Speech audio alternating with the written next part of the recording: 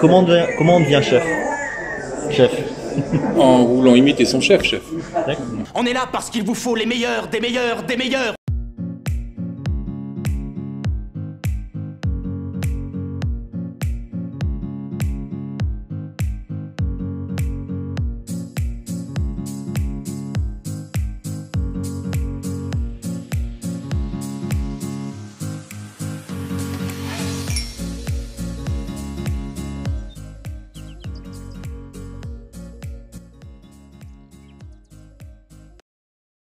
Santé mon cher Thierry. Merci de l'invitation. Bah, avec plaisir. Alors, tu sais que tu es la première personne que j'aurais interviewé 2 fois sur 2 formats différents. Avec l'apéro du chef. Donc, je crois même que c'est la 3e fois parce que j'ai fait 2 fois l'apéro du chef. T'as fait 2 fois l'apéro du chef, ouais. Bah, jamais 203 en fait. Avec ses anciens petits camarades, puis effectivement cette fois-là c'est la 3e fois. Ouais. Donc, je suis aguerri un petit peu à cet exercice. Donc il va falloir que je sois original et innovant donc du coup. Mais pour nos auditeurs qui te découvrent au niveau visuel, parce que désormais c'est filmé, est-ce que tu arrives à faire un petit check de qui tu es en fait? Alors oui, bien sûr. Donc moi je m'appelle Thierry Moreno, donc j'ai créé ma société NV Logistique il y a 10 ans maintenant. Je dois fêter le 10e anniversaire cette année, mais pour les... Ah bah quel anniversaire du coup. Voilà, c'est ça. Donc pour des raisons que tout le monde comprendra, on a repoussé tout ça. À part ça, donc j'ai pas mal d'activités annexes. En plus d'avoir déjà une famille qui fait 10 ans bientôt. Donc ça prend déjà pas mal de temps. En plus de ça, donc je fais de l'improvisation théâtrale. J'ai créé une troupe d'improvisation théâtrale. C'est la 10e saison aussi, c'est les 10 ans de ma fille et puis 10 ans de ma boîte. Donc on va dire que je fais ma 50aine l'année prochaine. On va dire que j'arrive à la fin de ma crise de la quarantaine. Ouais. Donc on verra ce que sera ma crise de la 50aine. Okay. Donc toi, en guise de crise de quarantaine, tu crées quelque chose. Tu t'es pas acheté une Porsche, t'as pas... Alors si aussi, parce que t'en parles, mais c'était un petit peu après effectivement. Okay. Donc comme disait l'autre, si t'as pas une Rolex à 50 ans, t'as raté ta vie. Pour l'instant, j'ai pas trop l'impression de l'avoir raté, même si j'ai pas de Rolex. Ah, ouais, mais t'as une montre. C'est ça, j'ai une montre. C'était plus par choix que c'était pas Rolex qu'une autre. C'est ça, ouais, exact. Et puis autrement, je suis aussi président de mon association professionnelle des transitaires. Ouais. Oui, parce que j'allais te demander qu'est-ce que NV Logistique en fait. Ouais. Donc NV Logistique, c'est une société, c'est un transitaire, c'est un métier qui est relativement peu connu, mais qui est essentiel à l'activité d'une société. Finalement, on s'en est rendu compte ces derniers mois avec la continuité qu'on a pu apporter dans la livraison de biens importants, que ce soit la nourriture, que ce soit des médicaments, et puis même tout ce que les gens consomment malgré tout au jour le jour, même si la consommation a ralenti. Et notre métier, on est un petit peu les architectes du transport, c'est un peu pompeux de dire ça, mais nous on va effectivement organiser les transports de manière à livrer un envoi en temps et en heure à la bonne adresse idéalement. Ouais. Okay. Avec une spécialisation ou t'es un petit FedEx ou un petit... Non, c'est pas vraiment comparable véritablement aux sociétés de ce qu'on appelle du courrier. Okay. Parce que nous on va faire du fret maritime, on va faire des containers complets, on va faire des livraisons très précises. On va faire de l'hyper-express, c'est-à-dire des livraisons 24 heures sur 24, 7 jours sur 7. Et puis après, on a des départements dans lesquels on est plus spécialisé, comme tout ce qui est donc lié à l'industrie des biotechnologies. Donc, contrôle de la chaîne du froid pour le transport, normes de qualité drastiques à respecter. Aussi dans la pièce détachée avion, notamment grâce à un partenariat avec un agent pour lequel on représente ici à Genève. Et puis aussi beaucoup l'événementiel. Okay. Beaucoup des fédérations sportives, notamment des sociétés de broadcasting, de diffusion télévisée. C'est le BU qui était dans sa cause. Exactement, tout à fait. Ce type de société. C'est ce genre de. Ouais. C'est ça, ouais. Okay. Et du coup, ça va comment là, avec la période qu'on vit Alors, des secteurs qui sont plus touchés que d'autres. Ouais. La santé, elle est plutôt effectivement en croissance. Parce que c'est des choses qui ne se sont pas arrêtées et puis c'est vrai qu'il y a des besoins qui sont encore plus importants de nos jours. Par contre, effectivement, l'événementiel, la pièce détachée avion, sont clairement cassé la figure. C'est un gros secteur. Alors, en pourcentage du chiffre d'affaires global, ça reste assez peu important. Mais on a quand même été touché suffisamment. C'est ce qui fait qu'on a la baisse qu'on a à l'heure actuelle sur le global, c'est les 15-20% de baisse qu'on a à l'heure actuelle. c'est surtout lié à ces deux activités-là. Après, on fait du général cargo, on transporte plein de choses, on transporte des jouets, on transporte des pièces de machines, des machines.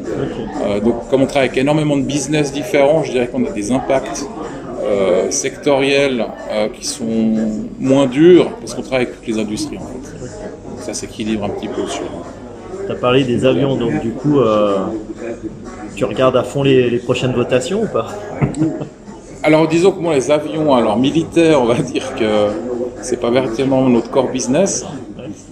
Mais après c'est plus le secteur de l'aviation qui nous inquiète effectivement, parce qu'on ne sait pas ce qui va se passer ces prochains mois ou années. On parle de quoi, 2022, retour à la normale pour l'aéroport? Pour les passagers, 2022, 2023, moi ça m'a l'air déjà optimiste. Ah ouais, à ce point? Disons que si on prend le cas du trafic passager, il va clairement y avoir un monde d'après. Hein. J'imagine que des multinationales qui avaient des budgets pour organiser des voyages d'affaires à l'étranger vont plutôt mettre ces budgets-là dans du broadcasting et dans de la téléconférence. Déjà, pour à la fin, in fine, baisser les coûts. Finalement, avec pas une grosse perte, j'imagine, d'efficience ou d'efficacité, puisque finalement, on s'est habitué à la téléconférence, à la vidéoconférence, et puis avec des systèmes qui sont très évolués maintenant, on arrive à faire des choses incroyables. Et ça va clairement sabrer dans les budgets voyage, et sabrer dans les budgets voyage, ceux qui vont souffrir, c'est de nouveau les mêmes. C'est l'hôtellerie, c'est les voyagistes, les restaurants aussi, enfin tout ce qui tourne autour du voyage. Et évidemment les compagnies aériennes. Mais tu crois pas que malgré... Alors, bien sûr le broadcasting, ce genre de choses, mais au final le contact humain, ne serait-ce que par exemple une négociation d'affaires, c'est difficile de le faire broadcaster. Donc alors évidemment, il y a quand même des clés qu'on arrive à avoir en rencontrant la personne, parce qu'on crée un rapport humain. C'est clair que là, les rapports humains vont être plus difficiles avec la vidéoconférence. Après, ça n'empêche pas de faire un voyage, mais ce sera moins fréquent. Voilà, ce sera moins fréquent, effectivement. Et comment tu t'es réorganisé, toi, du coup? Alors nous, niveau réorganisation, c'est plus en termes de travail journalier que ça a changé, parce que évidemment nous, on a tout de suite passé en télétravail. Donc j'ai encore 50% de la société qui est en télétravail. Et ce qui fait que c'est une organisation un peu particulière parce que de manager des gens qu'on voit pas physiquement, c'est un petit peu le même principe. Donc ils sont des fois un petit peu laissés quelque part laissés à eux-mêmes, mais en même temps je pense que ça les responsabilise aussi. Donc je pense qu'il y a de nouveau des aspects positifs à prendre de toute cette période. Tu as eu une perte d'efficience avec le télétravail ou tes employés ont bien compris, joué le jeu? Je pense qu'ils ont joué le jeu. Après, non, je suis pas flic, c'est pas mon job. Après, on a des rapports qui sont basés sur la confiance. Puis on espère que ceux-ci ne la trahissent pas. Après, c'est sûr qu'ils ont plus de facilité pour gérer le quotidien, pour aller chercher les enfants à l'école. Ça, c'est aussi mon cas, donc finalement, ça fait partie un peu du deal. Par contre, peut-être qu'à 17h00, ils vont pas couper le téléphone, peut-être qu'ils seront attendus un petit peu plus longtemps. Donc c'est un petit peu une approche du travail qui est différente aussi, je pense. C'est combien de personnes, NV Logistique? C'est 25 personnes en Suisse. Une belle PME.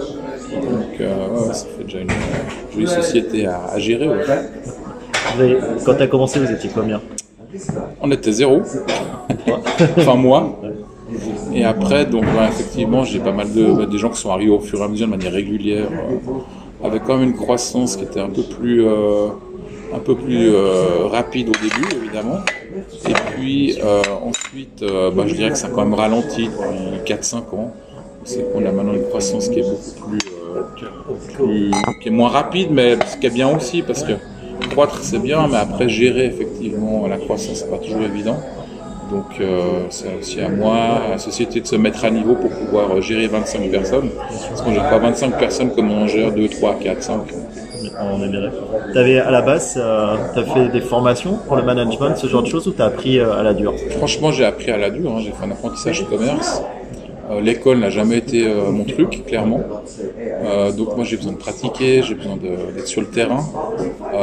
Puis finalement, tout ce que j'ai appris à l'école, bien sûr ça m'a servi. J'ai plus récolté les fruits des expériences professionnelles que j'ai eues avant, qui sont véritablement forcément formatrices pour moi. Toujours dans le domaine de la logistique. Toujours dans le transport, transitaire, logistique et tout. Okay. Alors, j'ai eu l'occasion de plus voyager aussi à l'époque. J'ai comme des responsabilités dans la société dans laquelle je travaillais avant. Et puis moi j'essaie maintenant de prendre le meilleur du monde des multinationales, le meilleur du monde des PME pour essayer d'en faire un mix, idéalement le meilleur possible pour la société. Okay. Tu te prédestinais à ça? Tu t'avais envie de ça? Qu'est-ce qui a fait qu'un jour tu t'es dit allez, chaud l'employé, je deviens mon propre boss? Ouais, je pense que c'est quelque chose qui c'est comme une graine. Que chacun a en nous, je pense, à des moments peut-être qu'elle germe. Et à un moment, surtout, il y a des opportunités. Et ces opportunités, soit on se dit qu'on les prend, et puis finalement on prend un risque en saisissant cette opportunité. Soit on n'a pas envie de l'avoir, et puis finalement, si on n'a pas envie de l'avoir, on la rate. Ou autrement, si on est plus dans l'analyse, on se dit ok, je prends ça, je soupèse le risque, les inconvénients, les avantages, et puis on la prend ou pas par choix. Donc moi je suis convaincu que les opportunités, il faut les saisir. Et puis il faut aussi les créer parce qu'elles ne tombent pas non plus du ciel comme la pluie et la grêle. Quoi. Oh, d'accord. La troupe de théâtre, qu'est-ce qui a déclenché cette envie Le théâtre, je pense que le théâtre d'improvisation, c'est un petit peu l'antithèse du théâtre d'interprétation.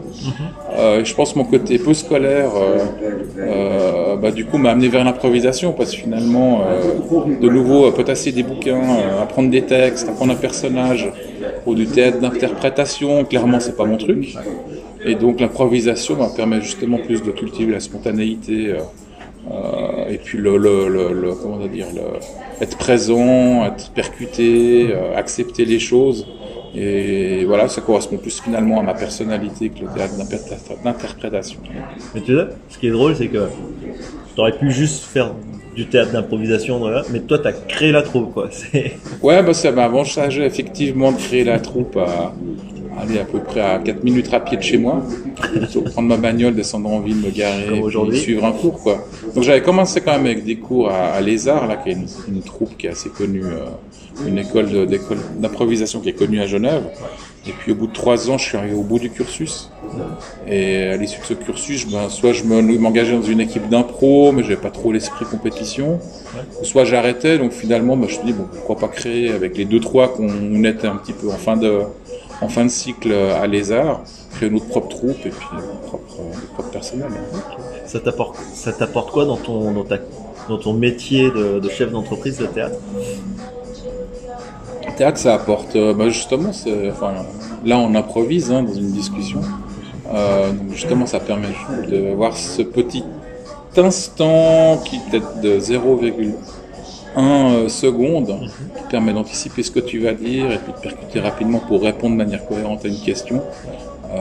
Et savoir aussi sortir des fois de situations difficiles par même l'humour. Des fois, l'humour peut servir aussi dans des meetings tout à fait sérieux pour détendre une situation.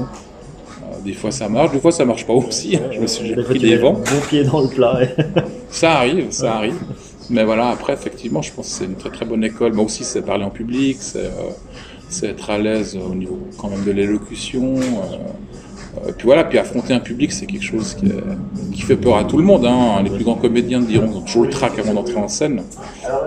Mais quand ce trac est un peu maîtrisé, une certaine confiance, effectivement, le trac peut devenir plus qu'un ennemi, peut devenir plutôt un allié. Bien sûr. Dans ces cas-là, je pense. C'est combien de représentations par année?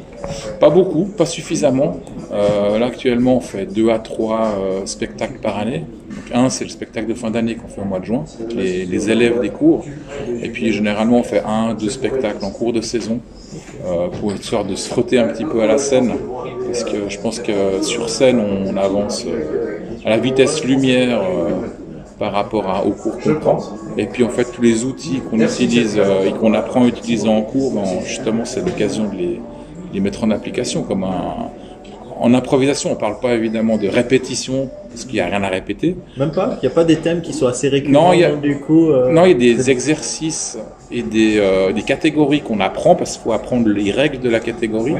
Mais chaque fois que tu vas jouer la catégorie, il y aura des thèmes différents, des mots différents, des personnages différents. Et finalement, ça ne se ressemblera jamais. T'as déjà eu des blancs? Pardon? T'as déjà eu des blancs, genre vraiment le truc ça vient pas quoi sur un truc parce que dans les théâtres d'improvisation des fois c'est le public qui dit ah faut faire ça, faut faire ci. T'as déjà eu vraiment le truc pas inspiré? Ah, est-ce que j'avais un blanc? Non, je rigole. Non, mais voilà, tu peux en jouer aussi. Et puis tu apprends aussi à jouer au théâtre et aussi à l'improvisation avec les silences. Souvent on a un petit peu tendance à parler, à débiter. Et véritablement le blanc, c'est justement quand tu as ta parole qui part à fond, et puis ton cerveau il suit plus. Puis c'est là que tu sais plus où tu veux en venir, puis c'est là que tu peux avoir un blanc. Donc c'est pour ça que jouer avec le silence et puis parler de manière un peu plus calme permet justement de mieux éviter que ça arrive en fait. Et en fait sur scène, on est généralement plusieurs sur scène, et si on a un qui a justement un petit accident de ce type-là, il y a toujours quelqu'un qui va l'aider puis qui va amener une proposition pour lui sauver un petit peu la vie, quoi. Donc, non, parce qu'il n'y a pas de souffleur dans ce théâtre d'improvisation. Non, il n'y a pas de souffleur, c'est tous les gens qui sont sur scène qui vont amener une idée, ou il peut y avoir aussi les gens qui sont qui jouent pas à ce moment-là, mais qui sont en attente sur scène dans l'équipe, qui vont justement faire un petit bruitage, puis qui va déclencher justement réorienter l'histoire, donner des idées, et puis permettre de repartir en fait. On saute un peu du coq à l'âne, vu que tu es dans les transports et qu'on est à Genève. Tu t'es mis au yoga ou comment tu te défoules? Non, alors bon, malheureusement, je me suis plutôt au vélo électrique, effectivement, un peu comme tout le monde, c'est la tendance. Ouais. J'habite assez loin en campagne, donc je prends quand même un petit peu la météo avant de partir le matin, parce que si je peux éviter d'être arrosé en rentrant le soir, ça m'arrange. Mais c'est vrai que j'ai pas mal de plaisir à faire du vélo. Aujourd'hui, je l'ai pas pris parce qu'après, on a des contraintes, parce qu'il y a 2-3 rendez-vous, c'est compliqué. Arriver en transpirant à chaque rendez-vous, c'est pas idéal non plus. Mais c'est vrai qu'on apprend à vivre différemment, à s'organiser différemment. Et puis bon, il y a quand même des assez bons côtés là-dedans. Ah, pour toi, tout ce qui a été fait sur Genève non, clairement pas, parce que dans mon métier, bien sûr, pour les livraisons, c'est compliqué. Là, je suis venu de l'aéroport, j'ai pris quasiment 1 heure. On imagine qu'un chauffeur dans des petits véhicules, faire une livraison, va prendre 1 heure aussi pour livrer en ville. Donc c'est très très compliqué. Et ça crée des grosses contraintes, en fait, du stress pour le personnel. Puis finalement après une qualité de service qui baisse parce que les gens ils comprennent dans leur voiture, ils s'énervent dans leur voiture parce qu'ils sont en retard, et quand le camion qui va livrer est en retard, ils comprennent pas pourquoi il est en retard, quoi. Donc après il faut expliquer, vous savez, les bouchons, les accidents, vous savez la route que vous prenez le matin, c'est la même pour vous. Et ça c'est embêtant, c'est un vrai problème. Tu as une grosse part d'activité sur le ponton Alors comme on est surtout sur du business B2B, on fait quand même beaucoup de livraisons dans les zones industrielles ou des sociétés dans l'industrie. Donc là on n'a pas trop de problèmes. Après ça arrive qu'on livre des magasins, des commerces. Là c'est un petit peu plus compliqué, mais des commerces bientôt il n'y en aura plus malheureusement. Ah ça. Parce que je crois qu'on va une désertification de nos villes malheureusement à vitesse grand V, avec l'expansion du e-commerce qui a été accélérée encore ces derniers mois. La délocalisation, tu vois les 2 grosses banques privées qu'on a toujours pour l'instant, mais elles ont construit leur headquarter en périphérie. C'est ça. Donc le quartier des banques, je sais même plus comment on va devoir l'appeler. Le problème, c'est que du coup les gens on vit un immense paradoxe parce que finalement maintenant on veut qu'il y ait la campagne en ville et puis la ville à la campagne. Donc il n'y a plus de commerce, donc maintenant ça nous oblige à prendre une voiture pour aller faire nos courses dans des centres commerciaux extérieurs des villes. On peut se parquer certes facilement, mais on y va quand même en voiture. Donc il y a quand même une espèce d'incohérence dans ces réflexions selon moi, et puis avoir une ville qui se désertifie, je sais pas si tu as déjà été te promener à Central Los Angeles, c'est qu'il n'y a plus de commerce, il n'y a plus rien, et puis c'est devenu une zone compliquée, perdue quoi. Et si on laisse la ville mourir, on aura la même chose ici. Du coup là on vient de parler un peu des transports et compagnie, du modèle de société. Toi, tu es actif dans cette modélisation de la société? Qu'est-ce que tu entends par modélisation? Enfin, pas de la modélisation, pardon, je reprends. Tu es actif dans l'organisation d'une ville? Enfin, ce que je veux te faire dire, c'est est-ce que tu es en politique, quoi? C'est quoi? C'est est-ce que tu es en politique? Ah, en politique? Ah, c'est ça, d'accord, j'avais pas compris. Mon cheminement. Alors, déjà, pour le début de ta question, j'avais commencé à la comprendre. Donc, maintenant, il existe des concepts en logistique, ça s'appelle les smart cities.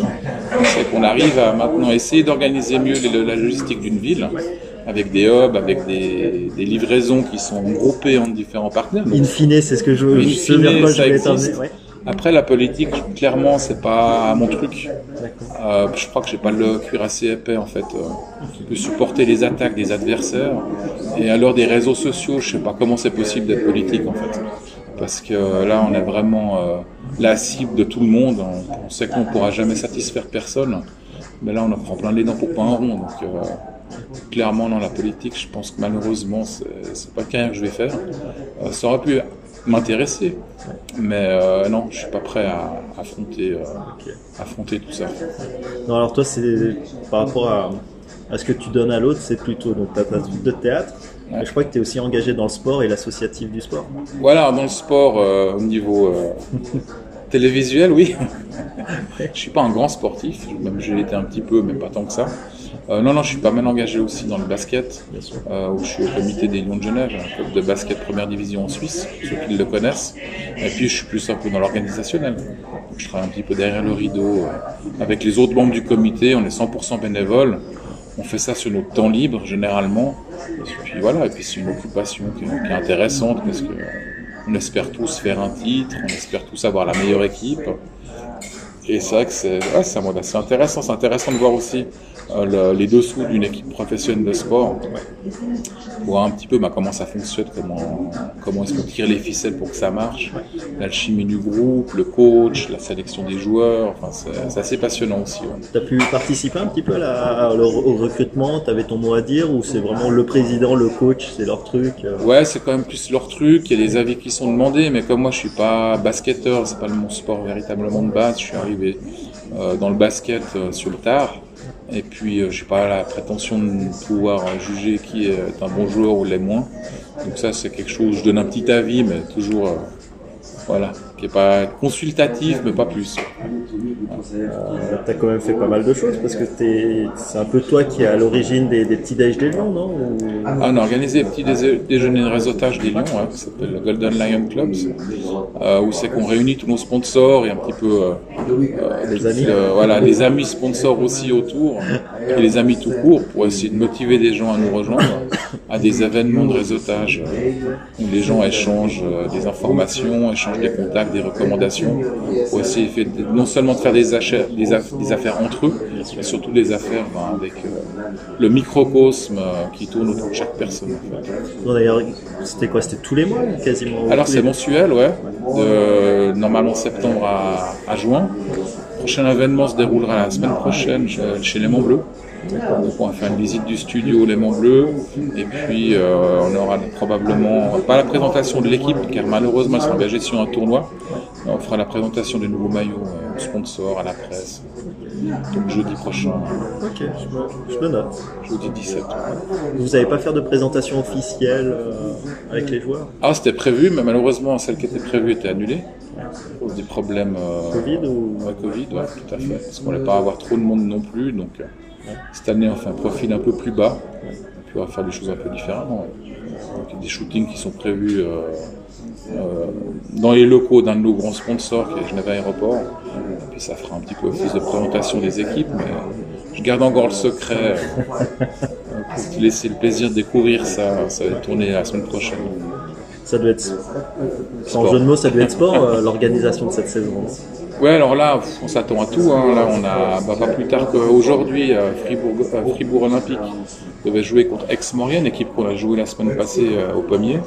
Et donc 2 joueurs de Fribourg ont été testés Covid hier, donc le match est annulé. Okay. Donc quarantaine du coup pour l'équipe. Et l'équipe 10 jours de quarantaine.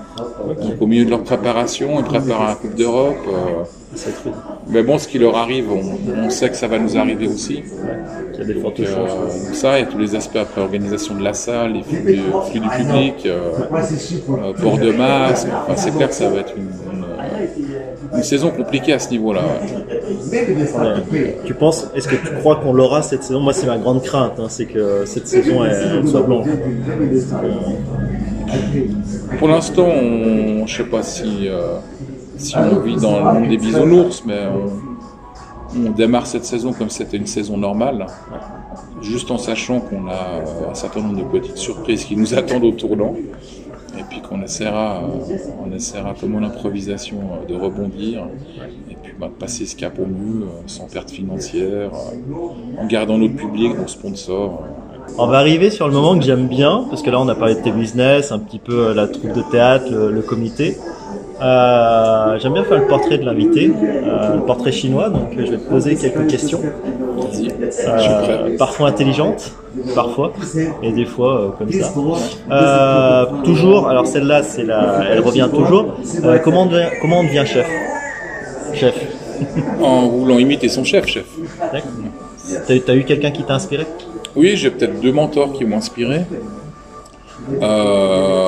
Puis qui m'ont peut-être donné envie aussi de créer ma société. Après, c'est vrai que j'ai mon père aussi qui a toujours été entrepreneur, qui a une société dans le bâtiment. Mon oncle, parrain aussi, ma grand-mère, un commerce de vin. Enfin, c'est vrai que j'ai toujours un peu baigné dans une famille. Pas mal de gens qui ont pris l'initiative pour créer des sociétés ou des commerces. Donc, je pense que ça fait partie un petit peu de mon enfance finalement et puis mon histoire. Une personnalité qui t'inspire? Clairement Steve Jobs. C'est quelqu'un dans sa philosophie. Là, j'ai lu son bouquin qui est intéressant, qui me parle. Alors, je ne veux pas forcément être Steve Jobs, on est d'accord, mais c'est vrai qu'il y a une manière de penser, une philosophie qui est intéressante. Une gourmandise que Thierry adore. Gourmandise que Thierry adore, ça va être plutôt ce qui est... J'aime bien les apéritifs en fait. Ok, bon bah tiens. Un petit salé, ça sera parfait pour la suite de l'interview. Ça m'ira. Ok. Et si t'étais un dessert? Si j'étais un dessert, je serais fraise chantilly, parce que c'est un dessert qui me plaît bien. Presque de saison, est-ce que... Ouais, ça dépend, mais c'est vrai que les fraises de nos jours, elles sont... Il n'y a plus de saison. Il n'y a plus de saison, mais il n'y a plus la chantilly. Je crois que nos vaches, elles produisent du lait toute l'année. Donc... Et puis, la crème double, c'est pas mal aussi. C'est pas mal, Fondue ou raclette?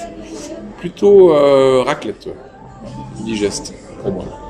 Le fondu, j'aime bien, mais c'est vrai que j'ai un peu de la peine à la digérer. La soirée parfaite pour Thierry, c'est quoi? Soirée parfaite pour Thierry, moi j'aime bien aller être avec des amis, partager du temps avec eux, que ce soit autour d'un repas, d'un apéritif, puis déconner, discuter. Chose simple. Une connerie qu'il a faite ou qu'il adorerait faire? Une connerie que j'aime faire. Moi, j'ai toujours été assez sage, hein, donc je veux dire, la connerie, c'est pas l'objectif dans ma vie.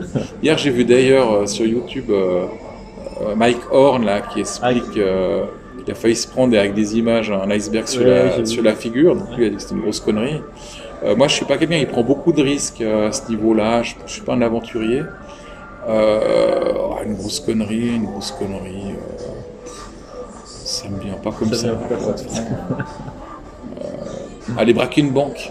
Ah ouais. En ce moment, le masque est obligatoire. En plus, justement, donc on part déjà avec un avantage sur la banque. Un film que tu as regardé 1000 fois. Brasil. Terry Gilliam. Ouais. Film culte pour moi. Ouais. Je suis pas très cinéma, mais ça c'est un film qui m'a bien marqué. Sur tout ce qui était les dérives de la société. Je pense qu'il y a pas mal de choses qu'on retrouve dans notre société maintenant. Voilà, je pense que c'était un film d'anticipation, au même titre que 1984, mais peut-être encore plus proche de notre réalité actuelle. Plus facile à comprendre que l'autre film d'anticipation qu'il a fait, L'Armée des Douze Singes. L'Armée des Douze Singes, c'est vrai qu'il faut s'accrocher pour comprendre quelque chose. Comme Matrix, il y a chacun un petit peu qui a sa vérité, mais personne qui l'a véritablement, je crois. Donc Brésil, c'est vrai que c'est assez facile d'accès et puis c'est drôle. C'est super décalé. Moi, j'aime bien l'humour décalé. C'est trop sérieux, ça me fait chier, quoi. Film culte. Tu croises le gamin, tu étais à 16 ans. Qu'est-ce que tu lui dis? Je lui dis, continue d'aller boire des bières dans les pubs. Parce que tu t'amusais vachement, quoi. Tu le fais plus? Si, je le fais, mais pas aussi souvent. Puis de manière un petit peu moins en quantité importante. Tu m'étonnes. Si t'étais un vin? Je serais un vin genevois. Parce que c'est vrai que je consomme de plus en plus local dans la mesure du possible. J'essaie de faire mes achats toujours à Genève ou en Suisse en tous les cas. Parce que je considère qu'il faut faire marcher l'économie dans laquelle on vit tous les jours. Et ça, c'est essentiel. Et quand je vois la crise du vin suisse, c'est plus en Suisse alémanique, avec je dirais, les quotas d'importation de vins étrangers qui augmentent. Et puis malheureusement, le vin suisse qui a de la peine à gagner des parts de marché, je trouve ça vraiment dommage. C'est sûr. Parce qu'on fait de bonnes choses. Alors, quand on compare un vin genevois avec par exemple un grand Bourgogne, un grand Bordeaux, soit, mais ça peut importer des vins d'Australie, du Chili ou d'Afrique du Sud qui finalement sont moins bons. Sont moins bons parce que c'est toujours des vins très doux qui correspondent aux attentes des consommateurs, mais je trouve ça vraiment dommage. Après, je suis content de les transporter. On est d'accord. T'as l'honnêteté de le dire. J'ai l'honnêteté de le dire. Donc, je veux dire, nous, la globalisation du commerce, effectivement, dans notre métier, c'est intéressant. Tu peux être écolo et faire le métier que tu fais. Je pense qu'on peut avoir une sensibilité environnementale qui est maintenant indispensable et que je pense qui est ancrée un petit peu chez nous. Qu'est-ce que ça veut dire être écolo? Ça, c'est un petit peu l'autre question. Si être écolo, c'est rouler avec un vélo électrique à 5000 balles, un casque à 300, et puis si ça être écolo, oui, je suis écolo. Ouais. Mais en même temps, c'est un peu de l'écolo bobo. Je l'ai à peine à considérer. Donc, je veux pas être bobo. Hein? Oui, je peux que te comprendre. Un conseil à un jeune entrepreneur? Conseil à un jeune entrepreneur, ose, fonce, et puis pose les bonnes questions aux bonnes personnes pour pas faire les mêmes bêtises. T'en as fait des bêtises là-dedans? Non, c'est juste des fois tu peux te tromper. Enfin, tout le monde se trompe. Des fois, tu te trompes, tu prends une voie, c'est pas la bonne.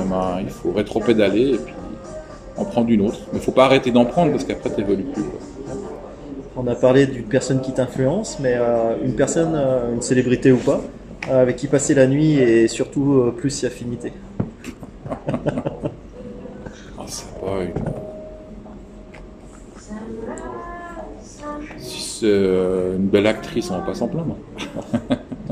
Là, la difficulté, c'est de choisir laquelle, non? C'est ça, ouais. Exactement. Je ne suis pas un garçon facile. Un top 3. C'est ça.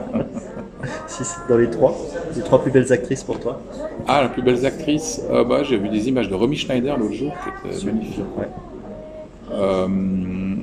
Après, je préfère plutôt des femmes plus naturelles. Malheureusement, il y a des très belles femmes comme Emmanuelle Béard, qui malheureusement, avec la chirurgie du Brésil, on parlait de Brésil, elle est en... voilà, Brésil, exactement, pour ceux qui ont vu le film. Et ça, je trouve d'un triste et d'un dommage de ne pas accepter de vieillir. Alors qu'elle était sublime. Absolument. Et ça, c'est vraiment dommage. Donc Emmanuelle Béard, peut-être de l'époque, ouais. Et puis peut-être aussi Béatrice Dalle, dans 37.2. Et puis elle est restée nature. Elle, alors je ne l'ai pas revue récemment, effectivement. Elle a accepté son âge. Voilà, c'est ça. Tant mieux. Moi, on me dit des fois, parce que des fois, quand je te pose cette question, des fois l'invité me demande aussi mon avis. C'est Françoise Hardy aussi que j'ai trouvé. Ah oui, Françoise Hardy, bien sûr. Et puis elle a toujours resté naturelle et une belle femme. C'est clair.